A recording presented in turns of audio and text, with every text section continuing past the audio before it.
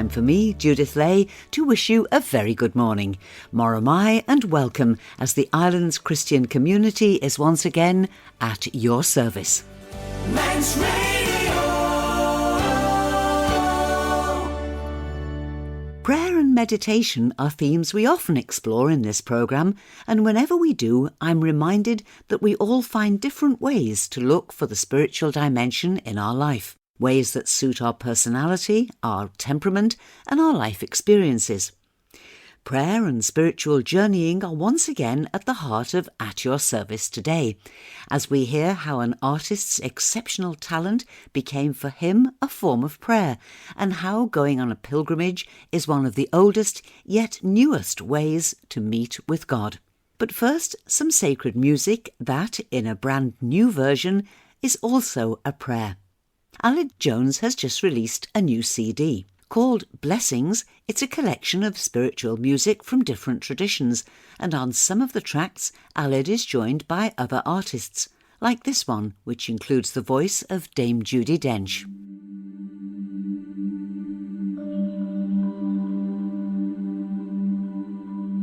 My life flows on in endless song. Above earth's lamentation, I hear the real, though far off hymn that hails a new creation. No storm can shake my inmost calm, while to that rock I'm clinging.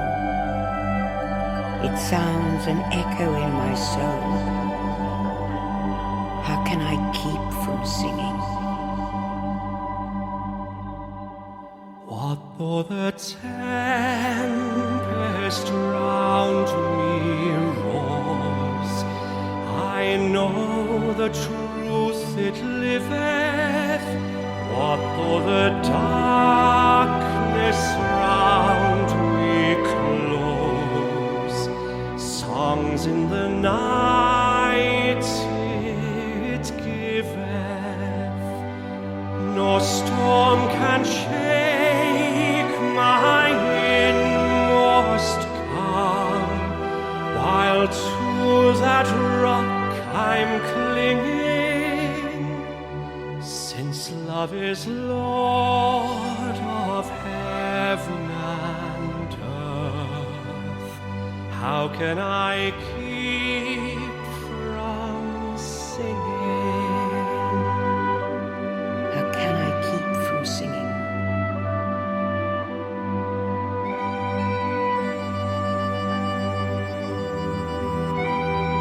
Sounds an echo in my soul, an echo in my soul.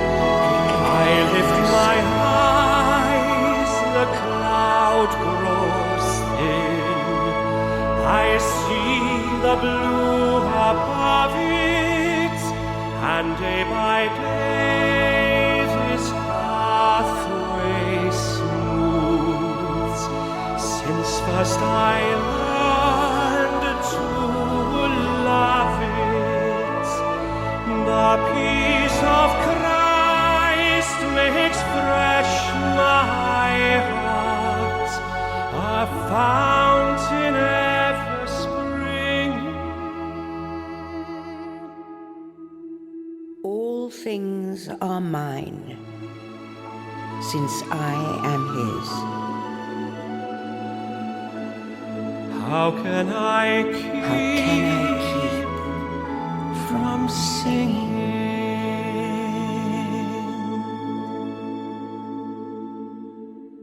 Aled Jones and Judi Dench in a new recording of How Can I Keep From Singing? And there'll be another piece of music from Aled's new CD towards the end of the programme. Multi-talented artist Archibald Knox grew up, was educated and for a time taught art here on the island. At the age of 33, he left to teach at various art schools in and around London, and it was during this time he began producing designs for Liberty & Co. Knox finally returned to the Isle of Man in 1913.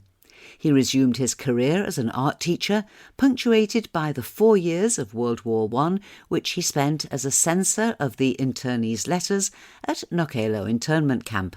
During his career, Archibald Knox designed everything from silver teapots to slate gravestones and even grocers' bank cheques. His innovative and intricate designs were in the vanguard of the Art Nouveau movement, and through his interpretation, the art of the Manx crosses was transformed into iconic modern design. His work continues to influence many Manx artists to this day, but it's an ancient prayer that inspired what is regarded by many as Knox's greatest work. It's a prayer that has been set to music and transformed into hymns and is known either as the Deer's Cry or St. Patrick's Breastplate. Let's join Phil Craine and Yvonne Cresswell, who is Curator of Social History at Manx National Heritage, as they explain the origins and meaning of the prayer. It's a type of poem known as a lorica, I understand, which is the Latin for armour, and so it's prayers recited for protection. The words attributed to Patrick, who lived in Ireland and in Britain in the 5th century, but the text is an old Irish prayer of protection. St. Patrick, knowing that he and his accompanying monks were being ambushed and likely killed, led his men through the woods reciting this prayer as a plea to Christ for protection. The Irish prayer, this Irish poem, a very important piece of early Irish. It's a lorica, this prayer of protection, and it relates to a tale of when St. Patrick and his followers are about to be threatened and attacked, and they turn into deer, so they aren't attacked. So that's why you have both the title of the Deer's Cry and the Breastplate. I arise today through the strength of heaven, light of sun, radiance of moon, splendor of fire, speed of lightning, swiftness of wind, depth of the sea, stability of earth, firmness of rock. I arise today through God's strength to pilot me, God's eye to look before me, God's wisdom to guide me, God's way to lie before me, God's shield to protect me. I arise today through the strength of heaven, light of sun, radiance of moon, splendor of fire, speed of lightning, swiftness of wind, depth of the sea, stability of earth, firmness of rock. I arise today through God's strength to pilot me, God's eye to look before me, God's wisdom to guide me, God's way to lie before me, God's shield to protect me. From all who shall wish me ill, afar and anear, alone and in a multitude, against every cruel, merciless power that may oppose my body and my soul. Christ with me, Christ before me, Christ behind me, Christ in me, Christ beneath me, Christ above me, Christ on my right, Christ on my left, Christ when I lie down, Christ when I sit down, Christ when I arise, Christ to shield me, Christ in the heart of everyone who thinks of me, Christ in the mouth of everyone who speaks of me. I arise today. Christ beneath me,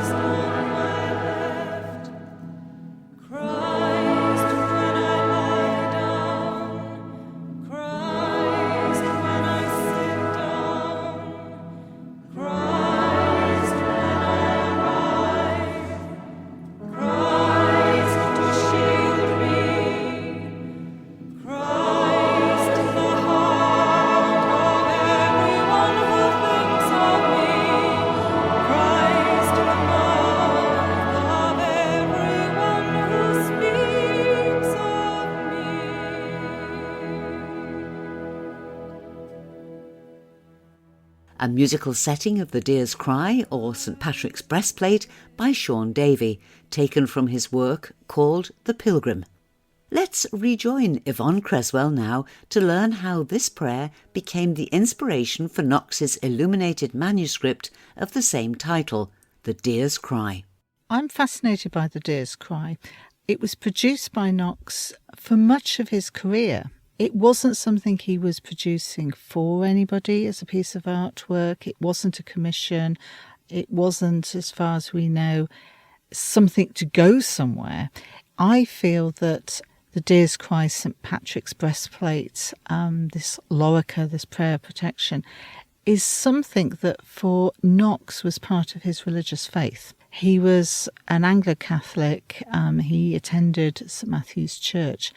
And what fascinates me is that I think that the production of the artwork, which covers several decades, and he hadn't completed it even by his death in 1933, that each page in its production of this beautiful interlaced calligraphy of the words of the prayer and then the decoration and the colours that he used, they're actually a form of meditation. The artwork itself is something that you can meditate on, but it's production as well. And I think that the time that he spent on it will have been a form of, for him, meditative prayer, because he started it before the First World War. And sadly, his early work on the Deer's Cry, he doesn't seem to have been happy with, because he does write in a letter during his time at Nikalo, where he was a parcel censor, that he's been working on the Deer's Cry and he's just ripped all the pages up, because whatever he's trying to achieve, he doesn't feel he's achieved it. And then somebody sent him the newly published illustrated copy of the Book of Kells. And it's looking at these illustrations of the Book of Kells. You get the impression he suddenly goes, okay, I want to go back to it, and I think I now know what I want to achieve. And we are so privileged to have the work that he did do on the Deer's Cry. And each page is unique. He's obviously studied and thought about each line of the prayer. So on a line which is literally just referring to Christ's baptism, his baptism, it's all done in these beautiful, cool blue colours of a baptismal pool. And the words baptism have actually been written out to form the rim of the baptismal pool. So it's as though you're looking into the pool. So the overall design and the words, and as I say, the colour palette, are all reflecting the meaning of the words in that particular line of the prayer. And then what I love is you go through and each page is so incredibly different, and he's really been thinking, meditating, I feel, on it. But you realise that in terms of actually sort of thinking of the overall design, creating the pencil outline and then laying down the watercolours, at any point you can make a mistake, and hours, if not days and weeks of work are just going to have to be ripped up. And a lot of the pages are double-sided. So you sort of think of how much time's gone into each of the pages, and a moment's distraction and a blob from your watercolour brush, and that can all be wasted. And this isn't actually something that he's working on full-time, because his full-time job is teaching. He's also working as a commercial designer. I mean, he's very much the person you go to when you want commercial graphic designs in his very distinctive Celtic style. So he's a person who is filling every minute of the day. And I do wonder whether, in a sense, this is Knox's downtime, where he can just sit by himself and ponder on the words of the lorica of St Patrick's Breastplate. And it's a fascinating insight into his faith and into his artwork and his design. And I personally think it's his most personal piece of artwork. It's covering from pre-First World War to his death in 1933. And I think it gives you that insight into Knox, the person who's known as the designer of exquisite Liberty silverware and pewterware, the person who taught at London art schools, who taught in schools on the island, who produced beautiful watercolours, which again he was doing in his spare time. He'd go out at the weekend and paint his watercolours, sitting for maybe 8 hours on a hedge bank, just waiting for the clouds and the light to be perfect, and then within an hour producing one of his amazing watercolours. But as I say, it all comes back to the Deer's Cry, which is, to me, I think, his most personal piece of work, and what I would say is his great magnus opus. It is his great work.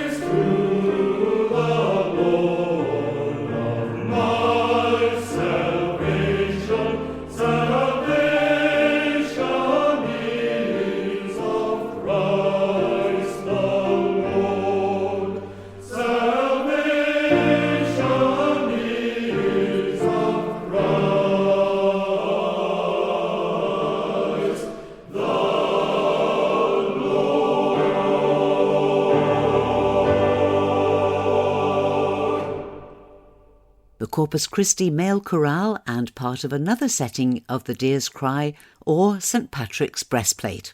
As Yvonne was talking there about how Knox expressed his faith through his art, I wonder if you, like me, were imagining what this illuminated manuscript actually looks like. Here's Phil again. We're fortunate that Yvonne Cresswell, who is the Curator of Social History at Manx National Heritage, has very kindly agreed to do an illustrated talk for us, open to the public, showing slides of this wonderful manuscript. This will be held at Trinity Methodist Church in Douglas on Monday the 30th of November at 7:30 p.m. There is no admission fee, but there will be a chance, if you so wish, to donate to Pilgrimage Isle of Man, who are organising the event. I should say a little word about who Pilgrimage Isle of Man are. We are a group which launched a project in 2016, which really laid the trail, which we now know as the Triskelion Way.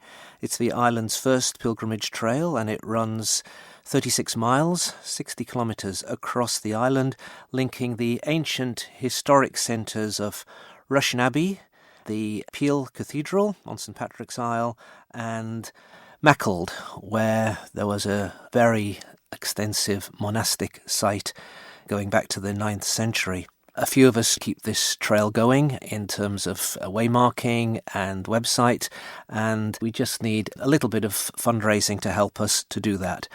I can speak personally of the value of pilgrimage, having experienced the route to Santiago in Spain and also walked the Triskelion Way in its full length over 4 days on the double Manx bank holiday at the end of August. And I think just taking time to slow down, go down through the gears in God's creation actually opens us up to new possibilities of creation and moving on.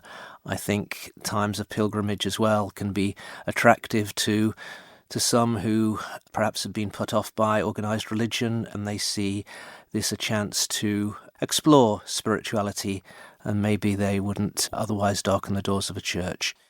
So, a chance at the end of this month to meet Yvonne, celebrate another part of our wonderful heritage, and perhaps even catch something of the spirituality that inspired Archibald Knox. I'll remind you again about that illustrated talk on the 30th of November, a little nearer the date, but booking isn't necessary.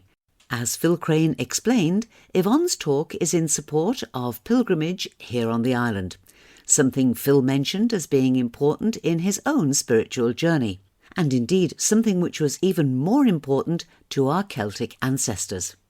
Professor Ian Bradley, an academic based in Scotland who's taught church history for some 30 years and who has a special interest in Celtic Christianity, believes that the idea of pilgrimage was at the very centre of Celtic Christian life. What's important to remember that for them, pilgrimage is not a matter of going to some holy site and getting a spiritual buzz. They were very cynical about that. In other words, you don't get any closer to God by going to some wonderful pilgrim site. Pilgrimage for them was a sense of perpetual exile. It was about leaving the comforts of home and following the one who has nowhere to lay his head. I think of the many gospel texts that resonated with them. It was Jesus saying, foxes have their hole and the birds of the air have their nests, but the Son of Man has nowhere to lay his head. So I think this sense of faith as a journey, which could sometimes be quite a costly journey.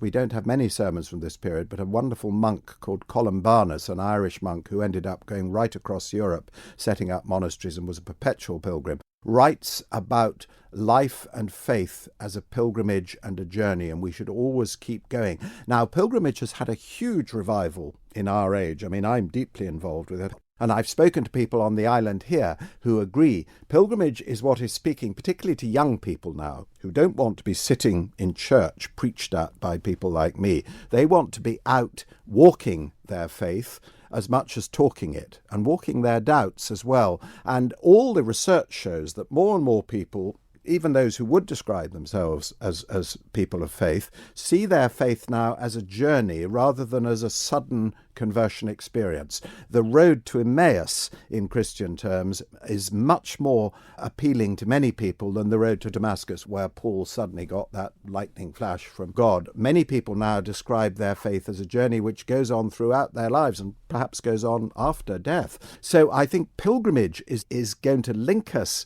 And yes, it's fine to go on pilgrimages, physical pilgrimages, and that's in many ways how we walk in the footsteps of these people. And it's not just walking in the footsteps of the monks, it's walking in the footsteps of all who've gone before us. I mean, I've been in the mining communities, up in the hills here, and you're walking in the footsteps of the miners, particularly those wonderful primitive Methodist miners whose lives were very hard and harsh, and who yet had this wonderful faith. The pilgrim way I've been involved in creating across Fife is in the footsteps, I put it, of monks and miners and martyrs, because we had the miners there of West Fife who were again leading very hard lives but had this tremendous solidarity.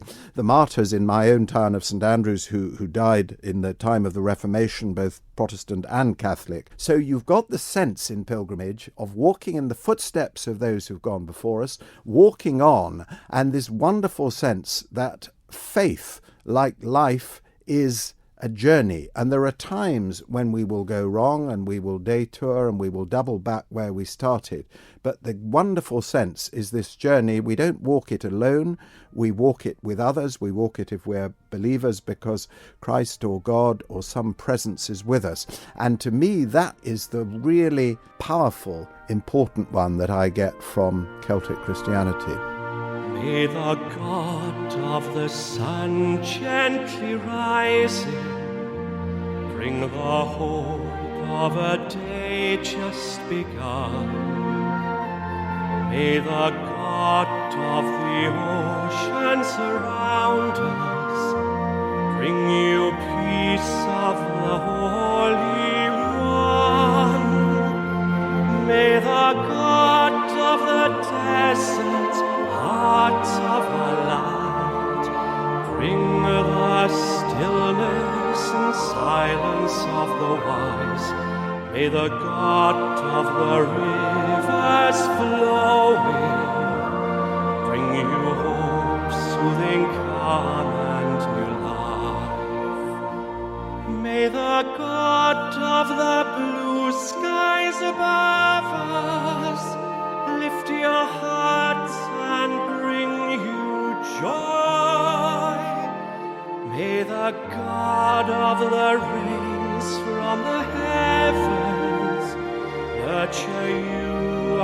and soothe your soul. May the God of the sun gently rising bring the hope of a day just begun. May the God of the oceans around us bring peace of the Holy One.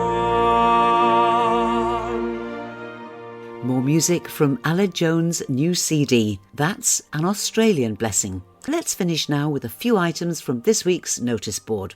It's Wesley Guild Sunday in Bride Methodist Church today, with a special service this evening at 6:30. Mrs. Brenda Kinnish will preach. There'll be a male voice choir to provide the music and light refreshments afterwards. Also this evening at 6:30, there's candlelit Taizé worship round the fire in St James's schoolroom in Dalby. A restful way to close the week with God and gain strength for the days ahead. Everyone is always welcome, and there's tea and cake after the service. The Mariners Choir will be in Trinity Methodist Church at Rosemount here in Douglas this evening, also at 6:30. Dilys Sowry and Graham Crow are the soloists, Gareth Moore is the organist, and I have the privilege of being involved in the service too. As usual, it'll be followed by supper and community hymn singing, and we'd love to see you there. Everyone is most welcome. Moving on to tomorrow, and you're invited to an evening of celebration for Harry Owens being awarded the British Empire Medal and all the excellent work Harry has done for Christian Aid in setting up and now flourishing beekeeping project in Burundi, one of the world's poorest countries. It's in the Corrin Hall in Peel tomorrow, Monday evening, starting at 6:30 with a light supper, followed by a series of live video links, including one with Emery Nganza, our Three Legs Bee Project officer in Burundi, who'll give the latest project update, which is already transforming lives by giving employment to women and young people. And that's all we've time for today. Thank you to my guests Phil Craine, Yvonne Cresswell and Professor Ian Bradley, and as always, my thanks to you for your company. If you'd like to choose a hymn for the programme, I'd love to hear from you. Email me on judithley@manxradio.com, and Ley is spelled Ley.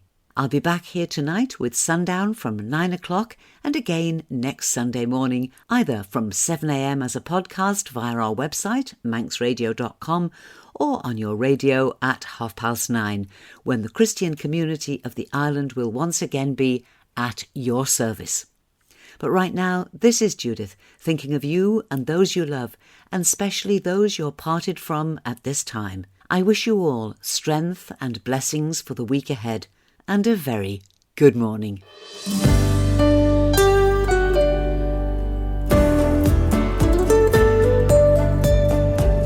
The Nation Station, Manx Radio.